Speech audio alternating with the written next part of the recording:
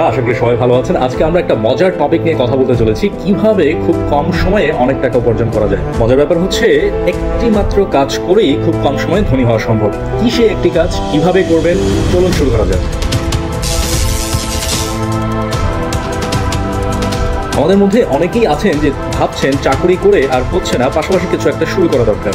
আবার অনেকেই ব্যবসা শুরু করার কথা ভাবছেন, বাট কি ব্যবসা করবেন সেটা ভেবে পাচ্ছেন না।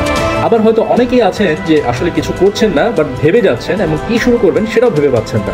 আজকের এই ভিডিওটি তাদের জন্যই। শুরুতে একটি ব্যাপার খেয়াল করা যাক, যেহেতু চাকরি আপনাকে সব সময় একটি স্যালারিতে আটকে রাখে, সেহেতু আপনাকে অনেক বেশি টাকা কামানোর জন্য অবশ্যই ব্যবসা করা উচিত। এখন কথা হচ্ছে, কি এমন ব্যবসা আছে যা আপনাকে খুব কম সময়ে টাকার মুখ দেখাবে? আমরা এখন সেই প্রশ্নের উত্তরই খুঁজতে চলেছি। শুরুতেই কিছু উদাহরণ নিয়ে কথা বলা যাক। যেমন ধরুন ফেসবুক, যা আমাদের কমিউনিকেশন সিস্টেমকে নতুন একটি ধারায় নিয়ে এসেছে এবং যা করে মার্ক জুকারবার্গ খুব তাড়াতাড়ি ধনী বনে গিয়েছেন। আবার ধরা যাক অ্যামাজন, যা আমাদের শপিং হ্যাবিটকেই চেঞ্জ করে দিয়েছে। এখন আমরা ঘরে বসেই শপিং করতে পারি এবং জেফ বেজোস এই অ্যামাজনের মাধ্যমেই পৃথিবীর শ্রেষ্ঠ ধনীর তালিকায় তার নামটি যোগ করেছেন। আবার ভেবে দেখুন বিল গেটসের কথা, যিনি কিনা মাইক্রোসফটের মাধ্যমে কম্পিউটার যুগের রীতিমতো রেভলিউশনারি চেঞ্জ এনে দিয়েছিলেন। এবং এরকম আরো অনেকেই আছেন। খেয়াল করে দেখবেন এদের প্রত্যেকেরই একটি জিনিস খুবই কমন। সেটা কি জানেন তো? সেটা হচ্ছে ওনারা প্রত্যেকেই যা করেছেন তা আগে কেউ কখনো করেননি এবং ওনারাই প্রত্যেকেই নতুন নতুন সমাধান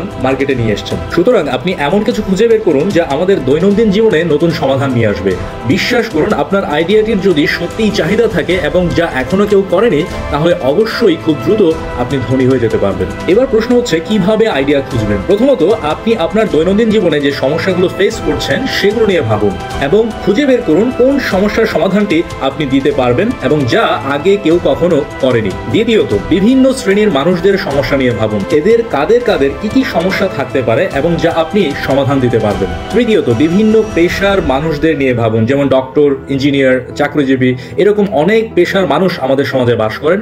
কাদের কোন সার্ভিসটি দরকার সেটা খুঁজে বের করুন এবং মনে রাখবেন আপনার সার্ভিসটি হতে হবে ইউনিক, যা আগে কেউ কখনো করেনি। ঠিক এরকম বিভিন্ন বয়সকে আপনি ভাগ করে নিতে পারেন, পুরুষ অথবা মহিলা ভাগ করে নিতে পারেন, বিভিন্ন কাজের ধরনকে আপনি ভাগ করে নিতে পারেন। এরকম ছোট ছোট করে ভাগ করে যখন আপনি খুঁজতে থাকবেন, আশা করি কিছু না কিছু আপনি অবশ্যই পেয়ে যাবেন।